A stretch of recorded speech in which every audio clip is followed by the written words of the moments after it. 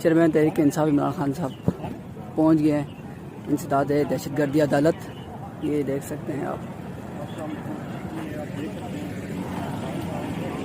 खान साहब पहुंच चुके हैं।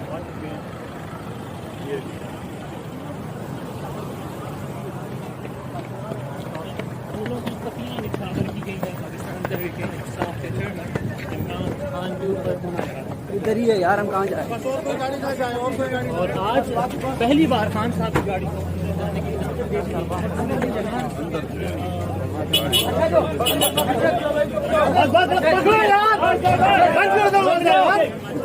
दरवाजा बंद करो, क्या कर रहे हो? बस नीचे गार्ड को भी बाहर रोका गया है। ये है, इनको बाहर रोका गया है। खान साहब के साथ होते हैं और अब ये दाखिल हो चुके हैं। बंद कर दो।